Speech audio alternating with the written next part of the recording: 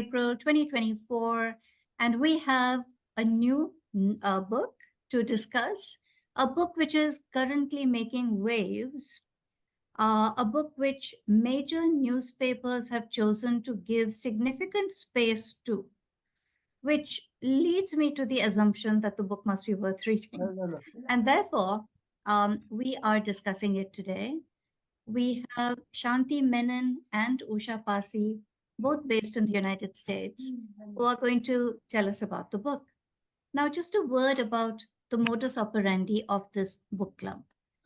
So I know that most book clubs have the rule that everyone must read the book, and it only makes sense to come together to talk about a book if they've read it closely, you know. But our book club has always been different in this sense because we feel that if someone wants to know about a book but hasn't read it, that is good enough, you know, for him to join a discussion group. So for us, the presentation is very important. Some of us may have read the book and some of us may not have. For those who haven't read the book, the presentation is our keyhole into the universe of that book. And based on what we hear about the book, we will join the discussion after the presentation, right?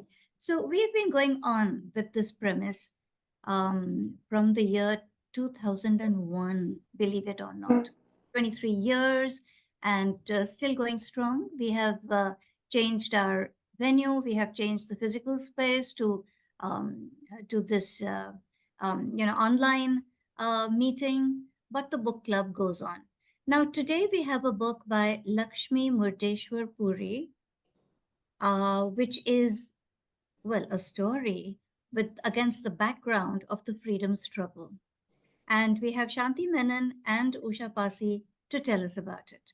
So now, without further ado, I'd like to pass it over to them. Okay, I'll start, but I won't mute myself. So I am honored to be here with you. I came once before. Shanti and I are very good friends for, I think, we won't say how many years, but many years, older than my daughter, who's now 34. And I live in the greater Boston area. I grew up in the United States, UK in the United States. I was actually born in Edinburgh, Scotland.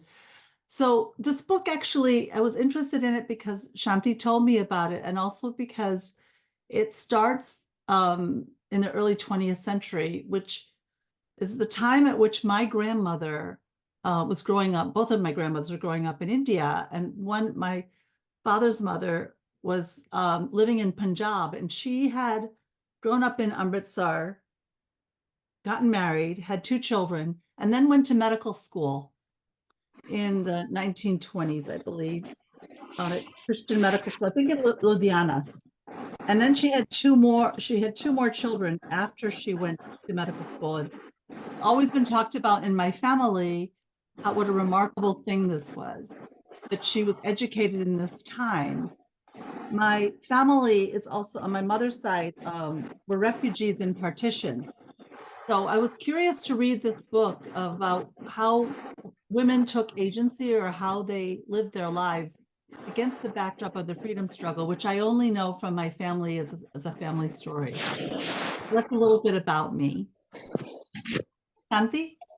Yeah. I, full disclosure, I came to this book because Lakshmi is a very close friend. I've known her since school. We used to hang out a lot, hang out together a lot. We lost touch with each other for some years while, our lives took different trajectories and we were busy with careers and raising families, and we've gotten back together.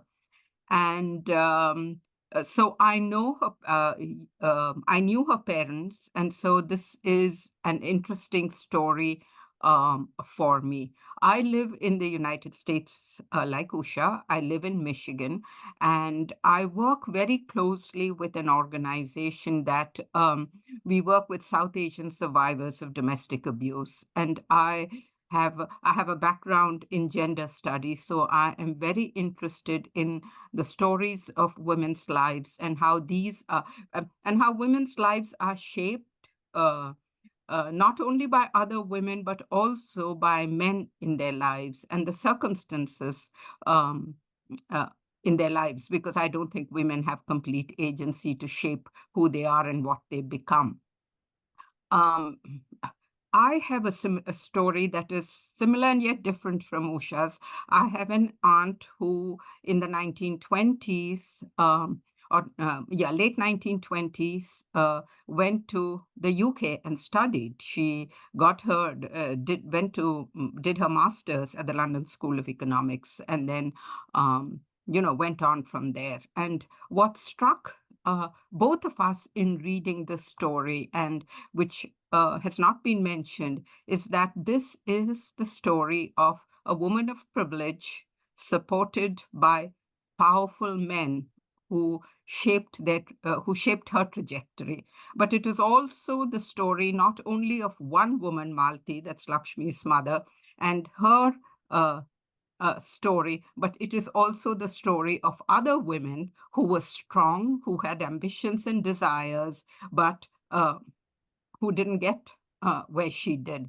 And, we would like to talk about some of those women who I believe whose voices are silenced, both in conversations, particularly in conversations around the book.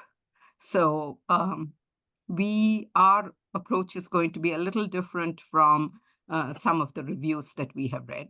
Sorry, I'm not an expert at doing slideshows. So, all right. So this is our launch to the discussion. This is Lakshmi Murdeshwar Puri. You can see her image. She's a former UN Assistant Secretary General and former Ambassador of India. And that's their book. I don't know how many of you have seen the book, but it's beautiful. It's a beautiful cover. As Moni said, the book is inspired by her own family's history set against the backdrop of India's struggle for independence.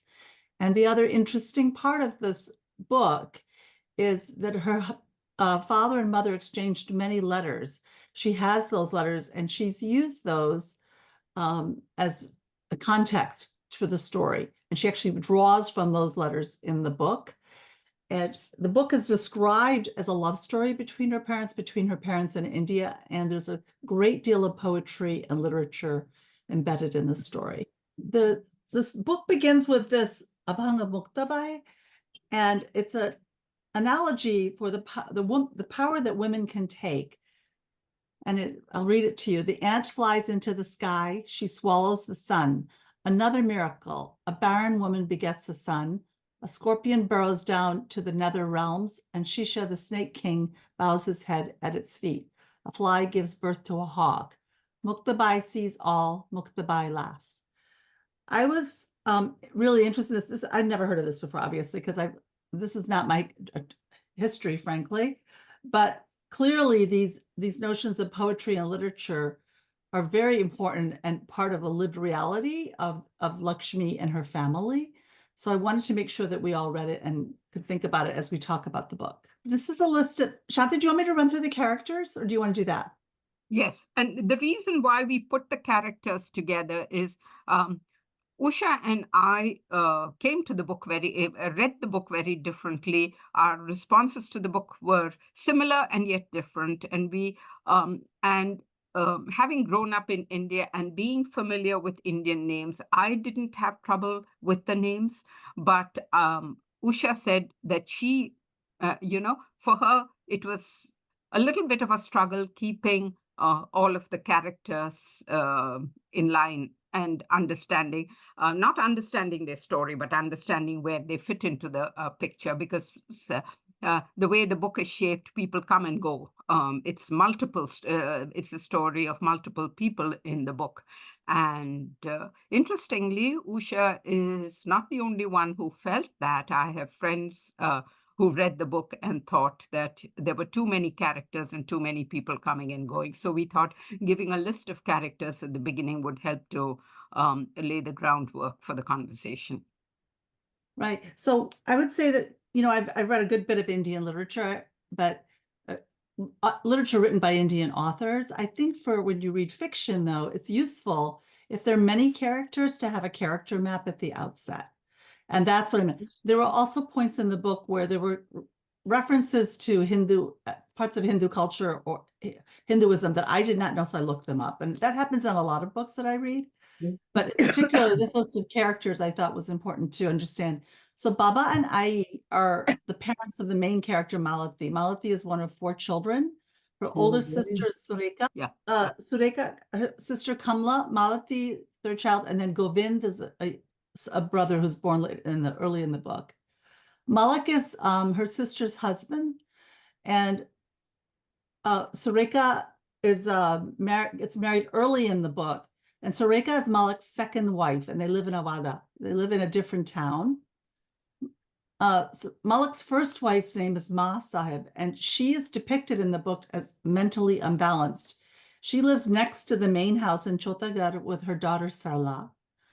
And Sarla is Malik's daughter, first daughter. She lives with her mother, and she later marries a man named Abhimanyu. Veena is Sureka and Malik's daughter, and she eventually, at a later point in the book, has a relationship with a man named Master Valmiki. We'll talk about why these characters were relevant, or we found them important to mention. Malik's sister Kamla is married to Ram, and they have one daughter, Manya.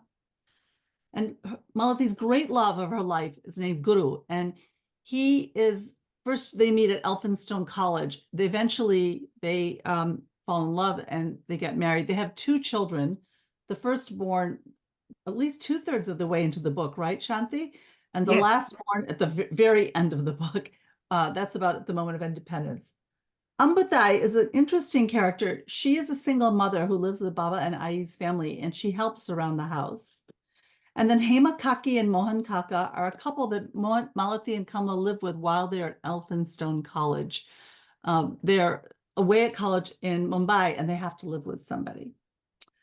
So Malathi's, the story is about her coming of age. It's sort of a Bildungsroman, and that defines the structure of the book. So the early part of the book is about Ratnagiri, a village where she lives with her family and her early childhood. And there are discussions in that section around her going to school, and her relationship with her father actually is a prominent backdrop for that section of the book.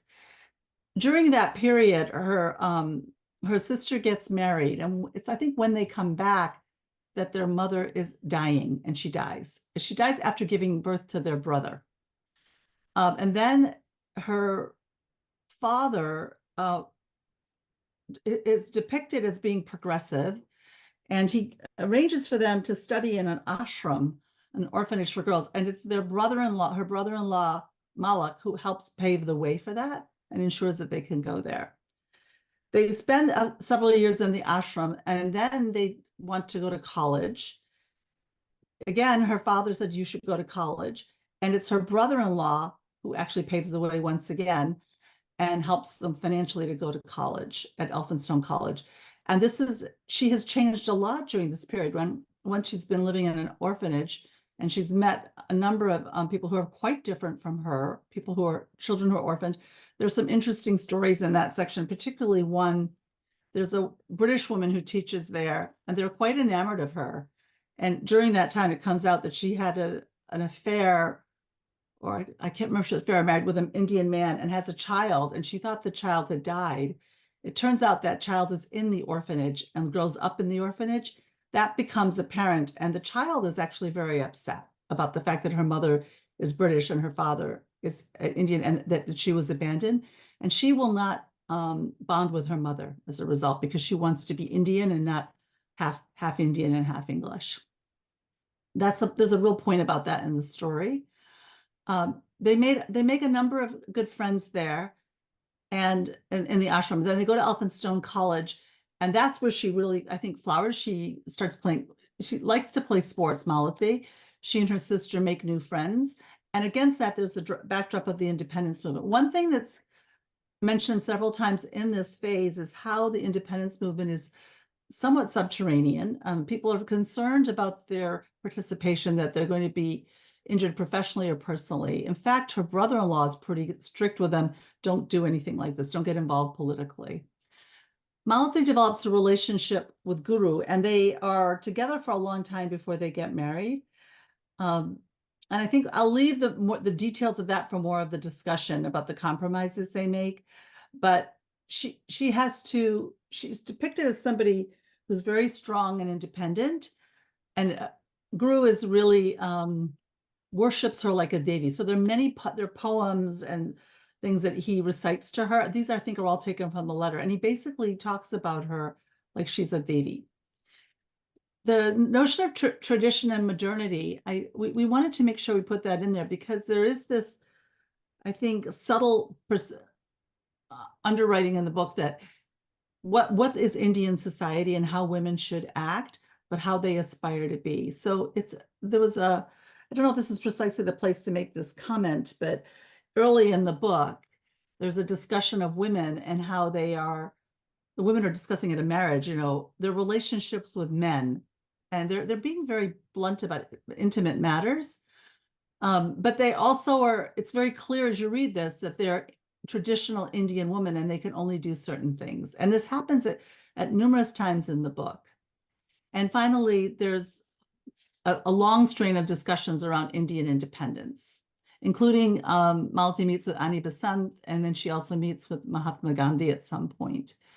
What's quite clear, as Shanti mentioned, is that they're quite a well-connected family, frankly, and with many with entree into society was my reading of the book. Shanti, do you want to say anything on that section?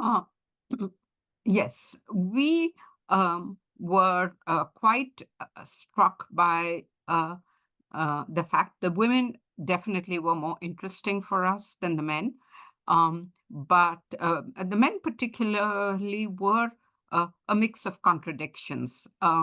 I know the reviews all spoke of Malti's father being a visionary and how he was ambitious for his daughter. And yes, he was ambitious for two of his daughters.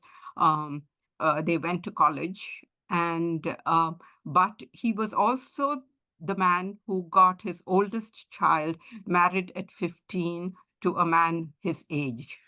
So on the one hand, there was this man who followed the traditional path where his oldest daughter was concerned and got her married at 15 to a man who was very wealthy, who was very powerful, but the man was her father's age. And it to me, it also raised the question of was Malti's and Kamla's educational trajectory a result of their father's beliefs and his passion and his belief in women's education, or was it a combination of both that and a set of circumstances? Here was a man who lost his wife, and I think Malti was about 8 or 10 when that happened. His oldest daughter was already married. He was left with the care of two pre-adolescent daughters and a newborn son. And what were the options open to him? And so he sends them off. His son-in-law, in fact, suggested that they could join this orphanage and get an education. And they go to they live there and they thrive. The girls really thrive there. And they're both very bright. They do well in the public exams, and then they come home. And the father says he would like them to go to college, and the brother-in-law encouraged that. He said he would make the arrangements for them to go to Elphinstone, to stay in the college, to live in the college. He would pay their fees. He would take care of everything. And they also got into the orphanage because Malak, the brother-in-law, who was the finance minister for the ruler of Vaishali, used his considerable influence to get them in. And so when they come home, again, for me, the question was, did the girls get an education because the men believed in education, or was it because you have two single women hanging around the house of this very powerful man? It's an inconvenient situation, so sending them to college may have been a resolution to that problem. It's never talked about in the book, but it's a question that came up for both of us, because while these two girls were sent to have an education, there is Sarla, who is Malak's first daughter, and the trajectory of her life is very different. There was no question of college for her. He had private tutors for her, but where he was very encouraging of his sisters-in-law going to college, he kept his daughter at home and got her married and it was a very bad marriage for her. It turned out to be a very bad marriage for her. So the men are full of contradictions, and I think they are probably reflective of the men of their times. And Kamla and Malti's success, I think, uh, was a matter of both the circumstances in their lives and the fact that they had the backing of powerful men. And what the question was, uh, when looking at the stories of the other girls in the orphanage who also got an education, but did not have these privileges, what happened to them? If they had aspired to reach the sun, would that have been possible? And this is a larger question, which we have today when we look at the stories of women's lives. How much or what are the opportunities for women if they want to um, um, aspire to something without the support of people, of powerful people? Is that even possible? Or is it as easy for them as it is for men, or are women constrained by their circumstances? So I just want to add one point to Shanti's excellent description. If there are three sisters, Sureka, Kamla, and Malati, and then the brother who was born later, it really struck me. And maybe it's because I live in this country, but I would argue not. Why would you give opportunity to two and not to the oldest child? Why would you not do that? I was really surprised. I mean, in my own family, my father's family, my aunt went to med school, and all the three brothers. There wasn't any difference between the children. They were all given that opportunity, if not pushed toward it. So it really stuck out for me. I guess the other thing was, and Shanti, do you mind if I go to the themes page about women and violence against women? Yeah. So in the story, I mentioned at the beginning that Sureka marries Malik, who's the finance minister, and she has a son, and then she has several other children. During the story of the book, what happens is I was shocked to read this in the book. She actually is not well treated by her husband, and she eats poison and she kills herself, commits suicide. This is Malati's sister. And Sureka's stepdaughter is pushed into this marriage with Abhimanyu. She actually is interested in English poetry and has an English tutor. She has a relationship with a freedom fighter. But her father marries her off to this man, Abhimanyu, whom I believe is a drug addict. She goes hunting. She's actually quite connected to his father. And during this hunt, she's shot to death. So she's murdered or manslaughter, whatever. She's killed. And it's also Sureka's daughter, Veena, is abused by her husband. And it's a big point in the story that she's abused by her husband. She's in the hospital because she's been so severely abused. No, just a correction, Usha. She gets married. She doesn't like her husband, so she walks away from that marriage. But she's abused by Valmiki. Yeah. Yeah, and she walks out of that marriage. And then what happens is that Malak, who was so supportive of Kamla and Malti getting an education, wants his daughter to go back to her family, to her in-laws. And he says, because it affects his reputation, what will people think? And so he does not, and so he pushes her. He's very abusive to the point where she runs away. And she comes to Malti, and Malti helps her out. But then she takes up with this man called Valmiki. She goes, she becomes an actress. And Valmiki is very abusive to the point where she lands up in hospital because he beats her up so badly. And so on the one hand, we have this story of two women who make it out, and three women who don't. One of them is married very young, and through the course of the story, she has a son and a daughter. And once Sureka's daughter Veena, leaves the house, runs away from home, Malak treats Sureka very badly to the point where she commits suicide. And Sarla, who the implication is that she was shot by her husband, but they cover it up because then again the reputation of the family is involved. And for me, particularly since I work in this area of violence, domestic violence, it struck me that this was a very powerful and telling narrative about the different trajectories of women's lives. And I think both Usha and I was struck by the fact that all of the reviews that we read about this book missed all of the nuances and complexities of the book. Everybody talked about it as a straight trajectory of Malti's story, a visionary father set against the backdrop of Indian independence.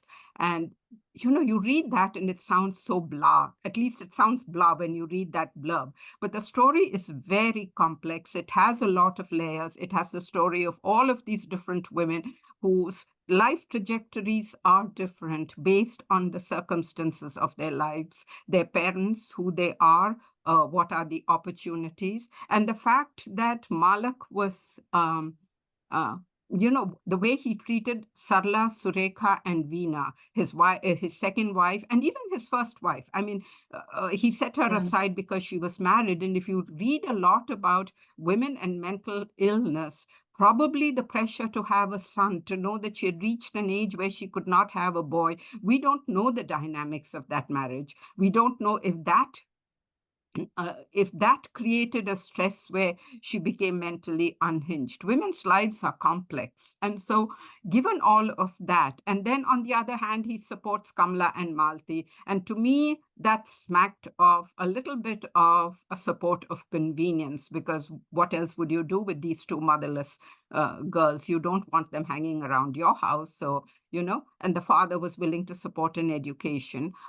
Given their father's background, I don't know how easy or difficult a marriage would have been. If it was a marriage that enhanced Malak's position, would he have pushed them into that? We don't know these questions. But this is not a simple story of one woman's success, how her aspirations and her ambitions. Yes, she was ambitious, but she was also supported by men for whom it was convenient to support her and support them. It was Kamla and Malti. And like I said, it was the circumstances of their lives and the power of the men that led them to where they were. We were struck by the violence in Sarla, Surekha, and Veena's life. I mean, to have two women, one shot to death by her husband, one commits suicide, and the third woman runs away from home and is in an abusive relationship for a long time, is a very interesting sub-story and speaks a lot to the position of women at that time, that women's stories are not linear. It's not simple. And it's very, very complex. And I think this novel is a complex novel, which a lot of people seem to have missed that point. Either they missed it or they didn't want to say anything about it. I don't know. Which is really unfortunate, because both of us felt that this book could have been a launching point for a larger discussion on violence against women, which is so prevalent in India now. Domestic violence, violence in both public and private spaces, about choices that are open to women, about opportunities that are open to women.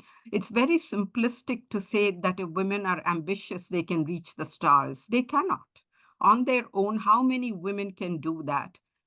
If it would have been true if one of the girls in the orphanage had been able to go to Elphinstone College and move on. We don't know if they did that, because that is not, that's not part of the story.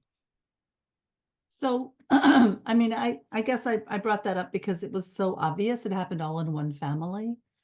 But there was also another incident, the family that Malati and Kamla stay with in Mumbai when they're in Elphinstone College, that woman is also abused. And it's described in the book. She wants to be a singer and her husband doesn't want that. And they don't describe the actual violence, but she's bruised and everything. And it's a little bit a surface treatment, and maybe it's just too painful to talk about it, but it was quite obvious to me. And it was contrasted certainly with Malati's strength and independence. I wouldn't say and perhaps it came from her father. We don't know how much this was imbued in her by her mother, but she's the shining center of the story. There's no question. And the other characters, what happened in their lives, it's like it happens around the periphery.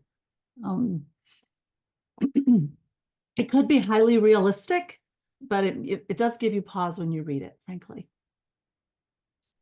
Shanti, should we talk a little? We talked about the first three items here, right? Education, opportunity. Yeah. And then there is this ongoing strain about the waning British rule and freedom fighters. So there's the various points in the book where the students organize or other people organize, and there's a storyline that comes out through that. I mentioned that they meet Annie Besant and Mahatma Gandhi as she meets them. That's in the story as well. So there's a through line that sort of takes you through that. She does mention Veer Savarkar. I don't know if she mentioned Ambedkar. Did she? I don't remember if she meant, but she mentions Veer Savarkar a great deal in the book. And there's a discussion in the book around caste, particularly because Guru is a Brahmin and she is a Maratha. And there's a lot of discussion around is the relationship possible? And in fact, Guru's father is very upset when they get married. And that's discussed at some length in the book because it's an intercaste marriage. Did you want to say anything about that? And this is a question, we would like to throw out to the audience, because one of the points that Usha raised is that at the beginning of the book, in the Ratnagiri years when Malti is growing up and her father insists on Kamla and she attending school, and they're the only two girls in the school. It's only the boys in the village who go to school. And Usha felt there was no talk about caste in the book. And my point was that the story is told from from Malti's perspective. And I don't know what it was like in Maharashtra, but I know in the South, villages were very caste-based. Where my mother grew up, in the village, there were different pockets in the village where the different castes lived. So it is very possible that Malti never interacted with people from a lower caste and they just kept to themselves. I know in parts of in Tamil Nadu and Karnataka, for instance, they were separate villages. The lower caste, people lived in caste-based villages, and they were very distinct and separate and some distance from each other. So I don't know. I was wondering if that was the case here, which would, explain why there's no talk of caste in the first half of the book. And of course, in the orphanage, the question didn't arise because most of the girls were orphans and didn't know their background. Talking to the point of, again, addressing the point of women it was interesting that in the orphanage, there is this girl who is, I forget her name now, who is Malti and Kamla's friend. And it turns out later in the book that her mother is the English teacher, and she is the daughter of a relationship that this English woman had with an Indian. And the daughter is very, very angry about this whole thing that her mother turns out to be English because she wants to identify as Indian. And she wants, and then after they finish, they graduate from the school, the principal tells her, you have to go. And she says, I have nowhere to go. Can I stay here? And she says, no, you cannot, because we don't have place for you here. And she said she would like to be a teacher. And the only way she can be, she wants to teach English. And the only way she can be a teacher is if her mother leaves, which her mother does. And she takes her mother's position and becomes the English teacher in the school. So it is like, the mother has to give up her daughter and leave. We don't know, the circumstances are not fleshed out. We don't know why it happens. But it's a story of women's sacrifice. She had an affair with that Indian man, and that I don't know. But then at the end, but Usha, she has to leave so that her daughter, and she makes a conscious decision to leave so that her daughter can have a life in the school, can become a teacher, an English teacher in the school, and make a life for herself. And it struck me that, women have to make these sacrifices that the men are not called upon to make. men are the decision makers. When Malak comes with a proposal of marriage for Surekha, he says, I am powerful, I am rich, I can give you a comfortable life. That is his selling point, and I will treat you well. And in the early parts of the book, there are constant references to the mother is worried. She says, I hope you get husbands who will treat you well, who will not beat you, who will not spend, their money on alcohol. So that was the lived reality. And Surekha was, taken up with it. Of course, it's presented that her father was very progressive and allowed her to make a choice. But she was 15 years old. Her life was lived in Ratnagiri. What did she know about the world? She was caught by this man. He was very good looking and he came very well dressed. And, his wealth and the life he offered was captivating. And at 15, and that's the story of girls. And so a decision that should have been an informed decision by her parents was left to her. Her father said, what do you want? And I was, it was, it did not uh, sit well. I did not see it as a progressive act. I thought it was, putting her in a position where she could not make an informed decision. So for me, personally speaking, I did not find the men as admirable as the grit and determination that the women showed, given, all of the constraints that they faced. Sarla, the woman who got married, Surekha's stepdaughter, who got married and was shot by her husband, started writing a book. And she was totally into that book of hers. She was not encouraged to continue with that. Her father never sought a publisher or did do anything with that. So again, you have this man who was so instrumental in Kamla and Malti getting an education, and who really suppressed his daughter in many ways, her dreams, her aspirations.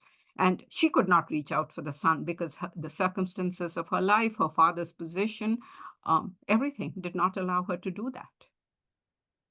No matter how much she wanted, and she rebelled in the small ways that she could and was constantly pulled back. So Would you agree, Usha? I do. I think I absolutely agree with Shanti. It's a complex book. I'm glad I read it because Shanti encouraged me to do so. I want to read one passage, which is more about the perspective that you've read in the reviews. Now that you've heard some of the stories in the book that did not come out in the reviews. And I think let me read it and then make a comment. Malathi repeated what she had often, what happened here? Malathi repeated what she had often told herself as her aims, learning new subjects and ideas at levels of complexity that only men so far were privileged to access, meeting and interacting with men, Indian and British professors and classmates who had no kinship to them, having a vocation besides marriage and children, maybe to be recognized as Malathi or Kamla, not always as someone's wife, daughter, sister, or mother, and finally to strike a blow for winning the battle of the sexes. I think people read the book and they were so moved by passages like that, but somehow they didn't, the reviewers didn't see some of the other things that, as a reader, and I don't think it has anything to do with the fact that I live in the United States, that, when you see these other things happen, you're sort of curious about context. And that, I think, to some degree is the way life is. It is not unilateral, that everyone has the same opportunity. As things happen, and women certainly don't have choices throughout the world. They don't have agency. But it is an interesting thing to contemplate that contradiction, in my view. I wanted to make sure that I shared that. So do we want to go through these questions? I think we actually have touched on many of them. Yes. One of the interesting conversations that Usha and I have had, and we have been talking about our lives and the lives, both of us have daughters, is the compromises that women make. And women sometimes seem to make more compromises than men do. And even women who have careers, who make choices that will advance men's careers, and put theirs on a back burner, which Malti did. She dropped out of college and she took up a job so that Guru could complete his education in law school. And that brought up the question of does this lead to regret later on? And Usha's point was that all women have regrets. And my stance is that you can only have regrets if you have a choice. If your life is about choices that other people have made for you, then is there room for regret? And we didn't agree on that. So it would be, we would be interested in knowing what many of you feel about that. I mean, we have a large number of women in the audience, and do women have the space to have regrets? And there's a lot of conflict in Malti's life between tradition and modernity. In spite of the passage that Usha read out to you, there were compromises that she made to make her, So to she advance left her law advance degree Guru's. career, right? Yeah. She paid for him to go to school, and she went to work in Banaras. Then she had to leave her job because of the freedom fighters, and she had to protect herself. She left her job. But I just wanted to make sure that So we she does. presented the So point of she view. is, whether if there was an element of choice, but she did make that choice to, to advance the career of the man in her life. And that is, and our question is, it's part a matter of socialization, where women are conditioned and socialized that this is the way it should be. And so their choices are determined by that. And for us, the larger question is, how much has changed for women? A lot has changed, but there's so much that still remains the same. For me, the question was, are there lessons that can be taken away for the reader? Because the author writes for one reason, but the reader reads and takes something away. So what would the lessons be that the reader takes away? So shall we have a discussion? May I ask if that's okay, Moni? Started out by reading the reviews on the book, and I must say we were appalled. Because I think the reviews kind of simplified the book, and it was a rah, rah, rah. This is the story of one woman's, trajectory and how successful she was because she had a visionary father. And that is not the way we read the book. We read the book as being multi-layered, being complex, the story of multiple women's lives. And I think I was frankly quite upset that that there was no mention of the other female characters in the book. The men were praised. They were visionaries who helped these women succeed.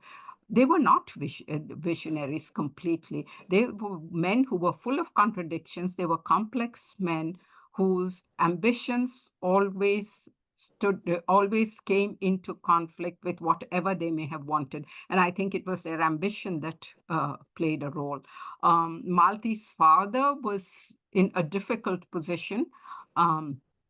He lost his wife, and then his son-in-law offered him a large tract of land and said, you can develop this into a village. And he accepts that offer. I come from a very different social network and a social system, and I grew up in Delhi, and so in a very patriarchal society. So for a man to accept, and he was a very proud man, for a proud man like that to accept that favor from a son-in-law would have, it would have been it would have been very difficult for him. And what did that do? And we see little instances of that, like when he goes to drop his daughters off at the orphanage, he wants to pay the principal. He says, I don't want my daughters being charity students. And the principal says, this is an orphanage. We don't take money. But And he says, I'm still going to pay you. He wants to yes, maintain his dignity. he wants to maintain his dignity. So there's this constant push and pull within himself of where he is in a position where he has to take these favors from his son-in-law, but he's also a proud man. And so there's that one, is this instance where after Sarla is shot by her husband and Malti is upset, and she feels that her brother-in-law is a powerful man and he can do something about it. And her father tells her not to rock the boat. He Yes. said, you have to understand his position. He's a man of considerable influence. He's a well-known public figure. We cannot have this kind of scandal. And so, just let it go kind of thing. So, to just paint him as a visionary, I think does not do him justice. He's a very complicated man, as are all the characters in the book. And so for us, it was a fascinating read. If I had just read the reviews, I probably would not have picked it up if I did not know Lakshmi. But I think it was worth, both Usha and I agreed that it was worth reading because there were so many layers to it. And we debated many parts of the book. So Yes. we'd love to We hear had a any wonderful thoughts you time have. talking about it because we came from different perspectives. But I think at one level we are both interested in women's stories and how women live their lives and what it is that shape women's lives. Now, you're talking about the complex characters of these men, whereas the reviews seem to imply greater simplicity. Did you feel that the characters were better drawn than the reviews seem to have realized? Would you like to make a case for the complex characterization, which would be a very positive thing to say? Or do you want to say that there is an anomaly in this? These contradictions are an anomaly. Like how can this person be this and its opposite? Which of these would you go for? I don't think it's an anomaly. I think it is a reality. And I extrapolated that from the book. That is not, she does not say that in the book.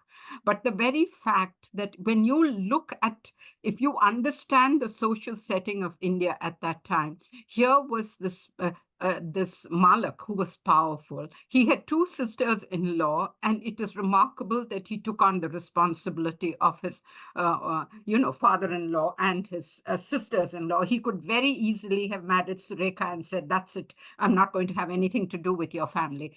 And he did not do that. He took care Okay. of them. Actually, But he did take care of It's them, and commendable that he socially did I it. don't know, but I don't in a North Indian context he would have said, go take a hike, but I don't know what the situation was like in Maharashtra, whether the patriarchy operated in the same way. But to me it was remarkable that he took the responsibility for these. But once they left that orphanage,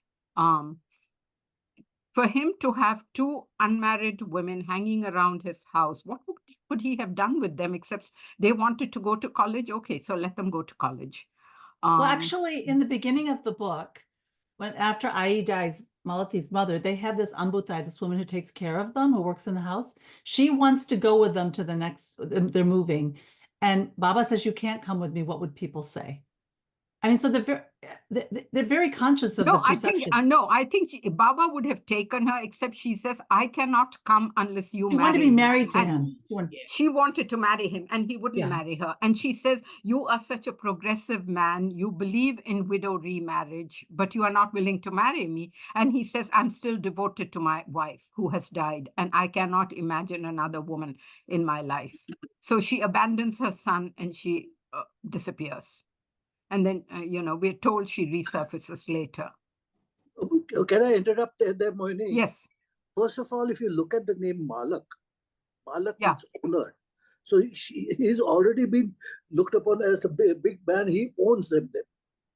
Yes. Malak, and this comes from the Bombay, that means south of Bombay, etc. area, the people. And I've seen it happening around. So when I see this, it looks like he has kept the two women. Yes, I immediately felt, has he kept? The word kept is, I don't know the story, I haven't read it, but a name like Malak worries me constantly, completely. Yeah, but that's not. I think he was called Malak in the community also because, everybody referred to him as Malak. Big man. But Malak, big man. That is what it was. No, because Malak he was a finance minister to the king. but Malak means And owner. he was also in a difficult position because he couldn't afford to have all of these women engaging in, political activities, because that would have impacted. There was the British resident, there was the tension between the ruler and A the lot of British tension there. resident, and he was trying to make, balance the two. So it would have affected his position. So, it is not, like I said, the characters are complex. They are not people. It is very shallow to say, oh, these are visionaries. They were not. They were very complex men who ultimately made choices because either they had no other options or because it served their ambitions, their needs, their public face. So there Okay. are other people who want to say something. I want to make sure we get to them. But Yes, Runa had raised her hand. yeah, So but we just will if I let could you add up. one point to Let Moni's you really up. good question, which is I think sometimes when reviewers talk about books, they tend to focus on what's most glittery and shiny. And this, because this is about a progressive woman, that I think came to the forefront rather than the nuances of a close read. And we did a closer read. And I think Shanti had a lot of in-depth connection. So sometimes that's a great benefit of a book group or reading with somebody. You can actually get into the book in greater detail. I wish the reviews had been a little more nuanced because the book deserves that. Runa? Yeah. So what I want to say is, first of all, that was a very interesting exposition of a book. I mean, bringing out issues which are relevant to all of us today. So thank you for that. And certainly, as you say, it makes me now interested in reading the book. But I would also like to comment that reviews are usually very shallow. I mean, I wouldn't go to newspaper reviews unless I knew the person who wrote it, And I mean, take it or leave it. There are so many reasons they have to write what they do. So forget about that. Now, going to the book, my question was about how was it written? How was the language? How was the style? And how did it develop? Did it hold the reader's interest? How was how was the book uh, envisaged? Let's say Yeah. how was it visualized? I mean, if the reader reads it, what do they see? Does So it I think hit you for I- feelings, emotions, Yeah. etc.? Does it grip you? I mean, I definitely needed a character map, I thought, because people walk on and you're like, who are they? And most books that I read now have a character map at the beginning, like particularly if they have a lot of characters. There was a lot of lyrical poetry and letters transcribed interspersed. It's lovely, and there's a lot of poetic language between Guru and Malati. I think that's based on this relationship of her parents, of Lakshmi's parents. So if you like that, and it's rather moving, I was more interested in some more of the plot points, and the backstory of the character. That's just me, I just like why is this here? What is the author trying to say, etc.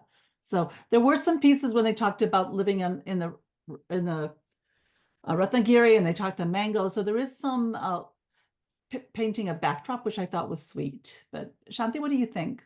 Yeah, I think, I've read earlier drafts of the book and it was very long. It was about twice as long as it is now. And I think the editors insisted on chopping it down, and in chopping it, something has been lost in the telling of the story. Some of the finer details and nuances have been lost, but it held my interest for the because of the characters, and particularly the women and their dreams and aspirations, and how each person's life takes a different trajectory depending on who they are related to and the particular circumstances of their lives. And then Malti and Kamla also make choices, and then that brought us also to the question of I mean, all of us as women have had to make choices, and do we regret it, or do we just say this is the card that fate played me and move on? Do we, there wasn't a whole lot of introspection. Both of us felt that that the book would have benefited from a narrator, an external narrator. And the original story did have a sutradhar, which the editors made her take out. So, So currently Alka it's has a been very third person. patient. I make sure I call on Yes, her. Is it a third person omniscient narration? Yes. It is. Yes. Would you Okay. call it Usha? Yeah. Third Okay. person omniscient, I guess, right? Yeah. No Yeah, narrator but there's- evident. Yes. Yeah. Okay. Yeah. Good. Yes. It Yes. would have Alka, benefited from over to a you. proper narration. Yeah. Mhm. Yeah. Yes. Alka, your Yeah. turn. Yeah, hi, thanks. I missed a little bit in the middle because of connectivity issues since I'm on the road. But thank you so much, Shanti and Usha. It was a lovely presentation and thought provoking. I like the idea of having questions at the end, so we can go back to the questions and you can read out one of them so we can start discussing. I have a couple of comments to make. One, when you talked about why Malak would have educated his sisters-in-law, I found that surprising. To me, in that context, he would have probably spent money to get them married. Would not have spent money to get them educated. If in his shoes, I would have said, okay, fine, I want to do something for my sisters-in-law. I'll get them married to a good house, and that's it. My responsibility is done. So getting them educated was something quite different, I thought, and something which Okay, normally and one would my not take expect. on that was, thought on that was, given his position and given the relative to his father-in-law, could he have found them husbands matching his position and his status? What would it have meant to marry them off to someone who was not from a wealthy and aristocratic No, but family? I And think would having him as their relative would have definitely upped their market value, so to speak. So okay. I think definitely they would have got a good match. So that Yeah, is one then thing which I I think found you have a surprising point, too. because that was the thought that crossed Yeah, my because mind that from was my the first But thing that perspective. it occurred to Yes. me, that maybe it would have been more costly to get them married than to send But them it to was college, yeah, very frankly. possible. But it was a one-time expense, right? After that, he's finished Yeah, his but responsibilities. It's but This was please, also a responsibility, one-time Gopal. expense. He sent them off to college and got them college education is a lot cheaper than a marriage. not Yes, cheaper than a but then marriage. And it but was then only the Yes. college which cost, because the school was free. It was the his school Yeah. was free, he agreed. got them into the But school. in that day and age, maybe a college education may not have been a positive thing in the marriage market. So in fact, after that, if he was in the in helping out his sisters-in-law, possibly he may have also wanted to help them get married. So if that was the case, I mean, that was the question I thought. Why would he go No, in for education? no, you have a point. Like I Very said, good point. Yeah, you have a And point. the other comment that I had was, I remember you said that it was strange that that there was no talk about the caste in the beginning, and it came about only when she met Guru in Elphinstone. So one reason could be is that maybe in where she grew up, they all were of the same caste, so therefore caste was not an Yeah, issue. that's what I said. That That's what, and probably that was the yeah, question. probably. Yes. And secondly, also, I don't know what, because I haven't read the book, I don't know what the family situation was. Because I remember I grew up in Delhi, and because I studied in a convent, I only knew I was not a Christian, I was a Hindu. That's it. Because nobody talked about caste or anything in our family. So I just knew that. Much later, I found out what my caste was, subcaste was, etc., etc. So maybe the atmosphere around the house and the fact that they all were of the same type, maybe that's the reason why No, there's caste was constant not. reference to the fact that they're Marathas and that they're very Yes. proud Yes. Marathas. And the Brahmin thing, there's but constant. so because Even Guru growing is a up. Brahmin and she is a Maratha, they mentioned.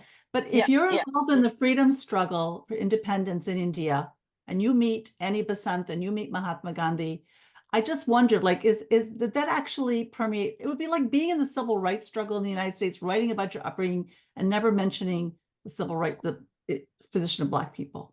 If you're a white person, it struck me as interesting, and it may be that their lives were so segregated and caste was so defined, or it just wasn't part of their life. But maybe it wasn't as big a deal then as it is now. I don't know. I wasn't alive then. I don't know. Okay, I'm going to ask Mukul if she would like to make a Yeah, comment. I have two comments. I just want to, I agree with Shanti when she said that the book was at one time very long and it has been cut down, but I really wish it had been cut down even more. I mean, I feel retaining its essence it could have, especially towards the end. I did find it getting, in spite of the fact that, like you, I also know Lakshmi and so on. That's another matter. And the second thing was, I think it was in the interest of both Baba and Malak to get these two girls away, and knowing how spirited Malti was, and that they might not find a suitable traditional boy for her. I mean, she wouldn't stick, uh, and she was the kind to get to want to be educated. He sent her to Elphinstone College. So I think it was convenient for both of them, both Baba and Malik. So I think there it was all right. And the character of Guru, I thought Guru was really very complex and very moody, very emotional, up and down, and his mood swings. So that also becomes a very, important part to my mind in the story. And what really saddened me was the fact that Malti had to leave her job and Yeah. eventually just that was the saddest part of. Mhm. But we are Yeah. looking at it now, and there are also so many women who do this, who Yes. either juggle Yes. or may leave at Mhm. some point. But I know of equal number of women who have kept their jobs and little kids and their families intact with a lot of difficulty. So, but in Yeah. those days, we also have to see it in the times in which it was Right. Yes. written, that there Yeah. was nothing else. The very fact Mm. that she was going to college itself was a very big thing. But then, when the family situation demands, you just have to give that up. That was Yeah. where she drew her line, probably. Yeah, this is what. And Guru is complex. I mean, I think it's admirable that his family disowned him, and he went ahead and said, "This is the woman I'm going to Yes, marry." very true. Uh, given that he didn't know how he was going to complete his education, he didn't know what the future held. They worked it out, but at the time when he broke away, when he rebelled against his family, he didn't know that. So he was the person who really, I think, took a stand at that, at an important point in his life. And didn't make a compromise or take the easy way out or say, what does this mean to me, out of self-interest. Yes, and I think knowing that Malti resigned from BHU to join him and Yeah. go along with him everywhere into backward places like Kopargaon and stuff like that. Yeah. Right. Okay. Just one question. What's the connection between the title and the storyline? She's taken the title from an old abhang of the Yeah. Maharashtrian son Yeah. poetess called Muktabai. What's the connection between the Uh, title and the story? Yeah, the connection is that if women can aspire to reach the Yes. sun, Yes.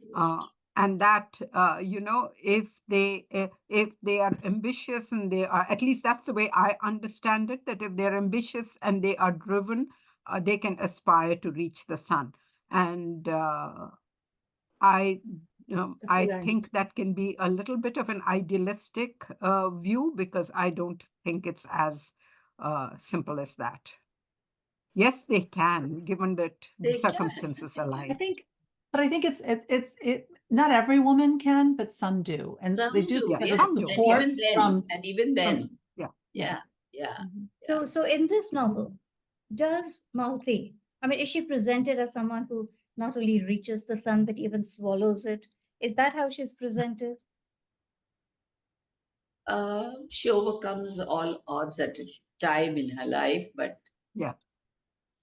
yeah, marrying a Yeah. Brahmin, and that's about where she defies everything. But otherwise, it's been smooth sailing. Mm. But there's a lot. There's an education, there's a college education, there's Yes. Job. working. I mean, how many women worked in those days? Gosh, that Yes. was very, very bold. Yes. And in the context of Working. the times, what she achieved was remarkable. Yeah. It was truly remarkable. She was ambitious. She wanted an education. She wanted to go to college.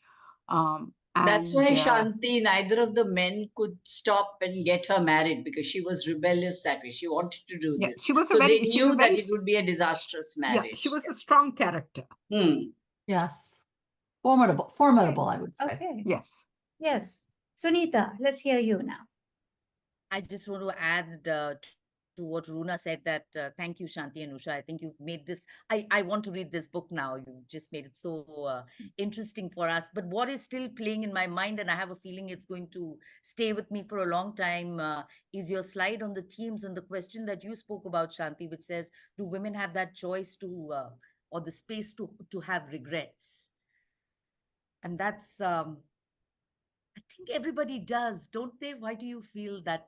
I'd like to hear from you why you feel that they wouldn't have regrets, or So they this would is have something space to have we debated at great that's length. where Usha and I disagreed, because I said you can have regrets when you make a choice.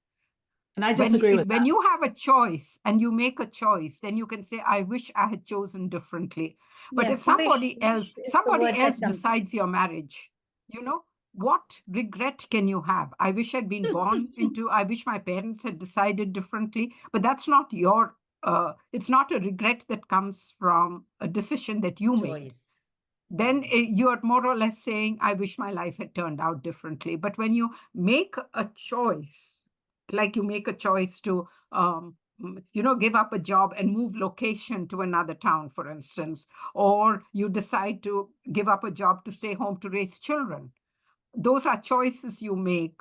And then, at a particular point in time, you may think that that is the only solution. You can look back and say, I could have worked things out differently. Then you can have regrets. But if you've never held a job and you say, I wish my life had turned out differently, then it's longing, it's not regret. Usha doesn't agree with me, so let's hear what she has to say. I have a very different perspective on this. I think that whether you have a choice or not, you can regret that you didn't have the opportunity. And I've certainly seen that with people in this country who did not have the opportunity to go to school, college. I've talked to people of color or young people who don't have money, whatever. And they wish they could have done that. I talked to older people who said, I wish I could have gone. I wasn't able to go. Even my own mother could have gone to England to study nursing, and my she was a refugee from Pakistan. It was a very difficult time in the family, and my grandmother did not want to send her to England to study at that point. And I think my mother regretted it, but it's not that she had the choice. It's just that she looked back and thought, well, how would my life have been different? I've met many people, men and women, who've looked back and said, how would my life have been different? It's not about the choice. It's about the lack of opportunity, and sometimes it's beyond your control. You don't have the choice, because you have other responsibilities that come first. We've all met people who had to take on responsibilities for their family, responsibilities for their children, and they don't have the choice. Later on, they say, I wish I could. And I do think that's a real form of regret. It's not saying I would have done it differently, but they look back and said, what if, and I think that's human, frankly. Yes, indeed. Yes. So I wonder if Kaveri has something to say. Actually, I was interested in finding out about the title, which is already been asked. The other thing I have often found is that when women accomplish something significant, particularly in the earlier generations, it's because they had men who were emancipated. It was in particularly earlier generations. It was men who had a very liberal perspective, who were so secure in their own identity and in wanting to ensure that their wives and their daughters were able to accomplish their potential. They were the ones who actually enabled women to achieve significant strides outside their home. One small thing came to me when I was hearing this story, which was about Ammu Swaminathan, who was a member of parliament and the mother of Mrinalini Sarabhai and Lakshmi Sehgal. And she was married when she was very young to a man 20 years older than her. But he was the one who changed her whole life. He educated her.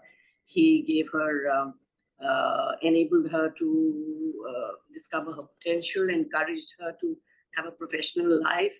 So that was something which struck me so strongly when I was hearing this thing about the difference in age of the main protagonist and her husband, or one of the women. Yeah, but in this case, Malak didn't do that. He never he didn't educate his daughters.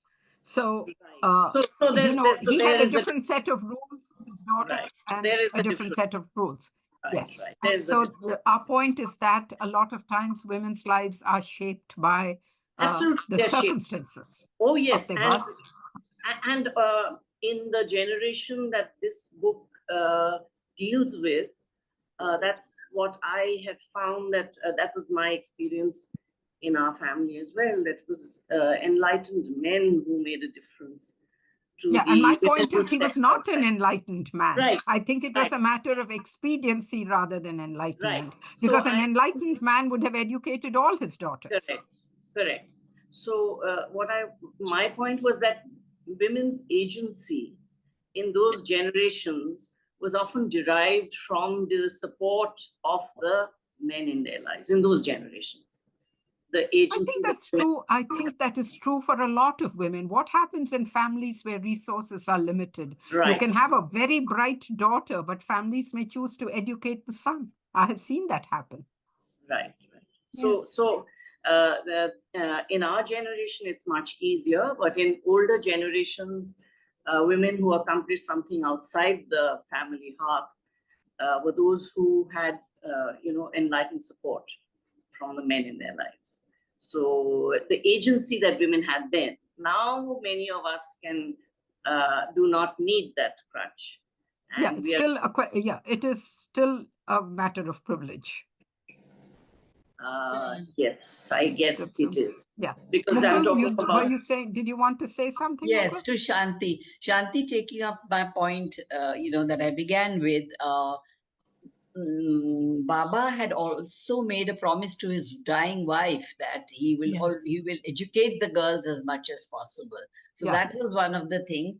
And Malak and Baba both probably felt that getting them out of the way because they were growing was convenient, and Malak was going to foot the bill, so to speak. So I think it was a bit of both, but I think Baba would have tried harder to get them educated because that's the promise he made. And Malti was hardly the kind of person who'd just have gone and got married like Surekha. That was not her nature, wasn't like that. That's I think Surekha had a lot of spunk. Not yes, Surekha. I mean, Sarla. Yeah. Sarla was a very spunky young woman. She had this kind of crush on her English teacher, and then she used to sneak out of the house to meet the freedom fighter, but her wings were clipped, She lost her mother, and then her father was, caught up in his own affairs. And so really it was very convenient for him to get her married.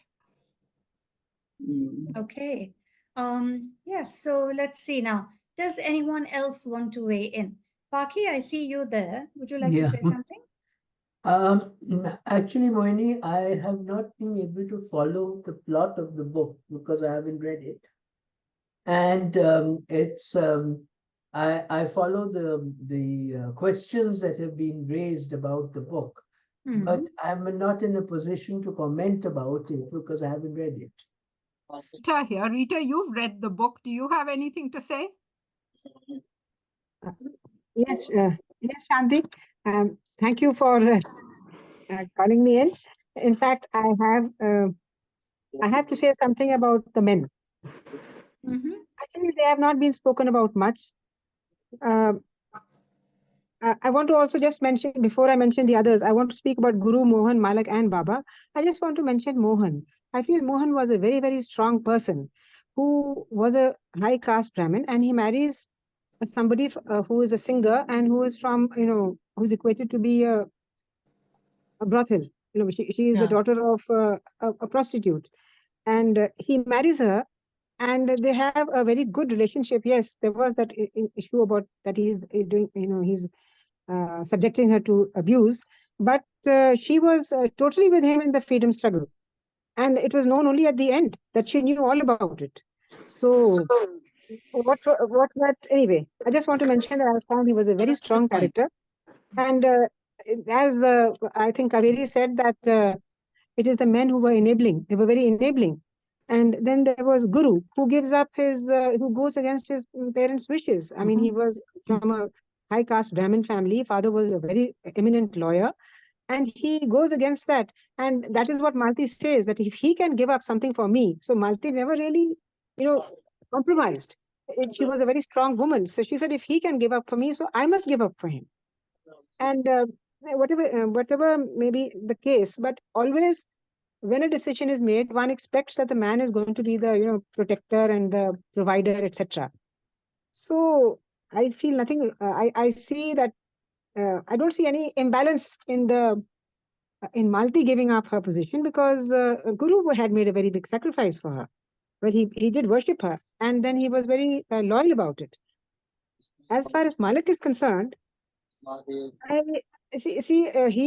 the father Baba could not have afforded the kind of education that he ensured for his daughter. He had a tutor for her. She had tutors for every subject or whatever, and she got involved with the English Video. teacher. I'm That not is in just the not video. part of the story. What? Then there was he was very protective. He was very emancipated about his daughter also. Now he could provide for the daughters in a way which Baba could not provide for his daughters. So the fact that he did not send them to school, or he did not send them to college, I didn't think much about it. I felt that he was doing whatever he could in his position.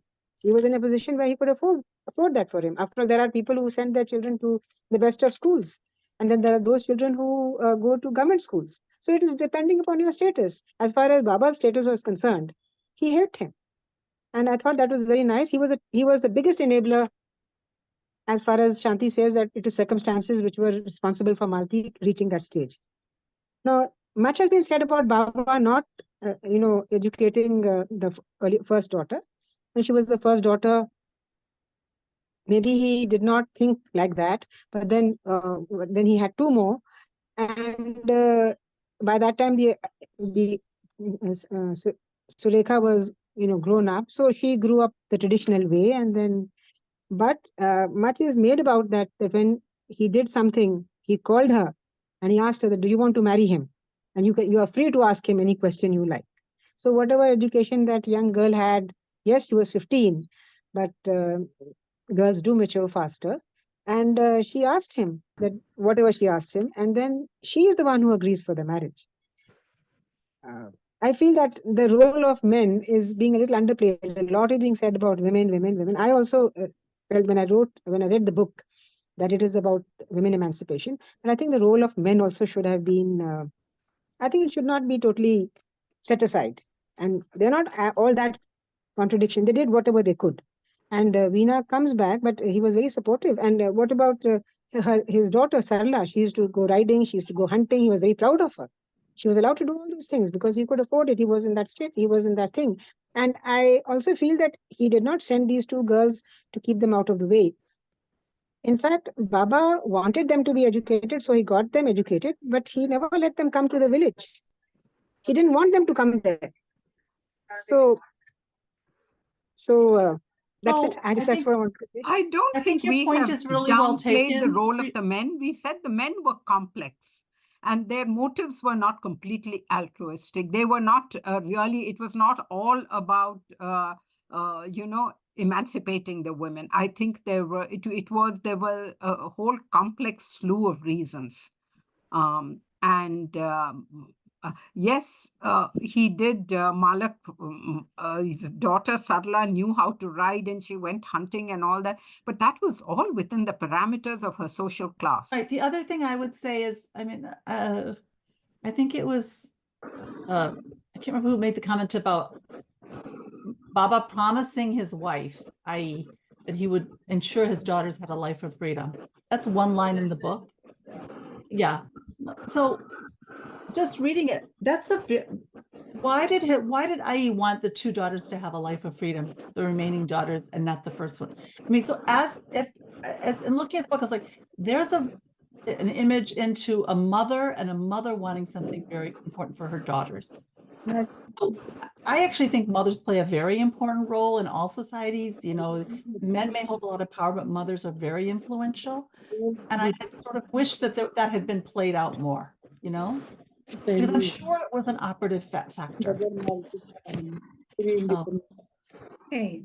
Well, thank you. Thank you. I think it's time to wind up now. Shanti and Usha, I would like to thank you for making this presentation and making it so interesting, for giving us an already critical analysis, which we critiqued further, of course. But thank you very much for your excellent, your sharp, close reading and your presentation of that close reading in a very critical way. Excellent, absolutely excellent. You get 10 on 10 from me. Okay. And Thank you. those of you, I mean, Yes, Mukul, I'm so glad Shanti. that you're here and that you have read the book Yes, and you're I even aware of it if you at may. the pre-publication stage and all that. I hadn't expected Sorry, because, you're talking about me? yes, I'm Yes. talking about you. Lakshmi I'm so is my glad. husband's coursemate in the foreign service. I see. Okay. I know Well, her. wonderful. Wonderful. My parents also knew Lakshmi's parents. So that makes a lot of us, who sort of know her or the family. And her husband, Hardeep Puri, the Okay. minister. Yes, yes. All right. So excellent. I'm glad. Initially, we had hoped that Lakshmi would come to the program, and in principle, she had agreed. She had said she would like to come, but I guess she's a busy person. It didn't work out. Whatever. So this was excellent anyway. Thank you, everyone. Thank you for those who weighed in, and because the presentation I think was already digital, we were able to respond in like, I feel. So thank you very, very much. Very excellent discussion we had today. Bye. Happy Thanks, reading. Shanti. Happy reading. And see you on the Thank you. 28th. Thank you. Shanti and Usha, thanks once more. Thank you. Thank you, Moni.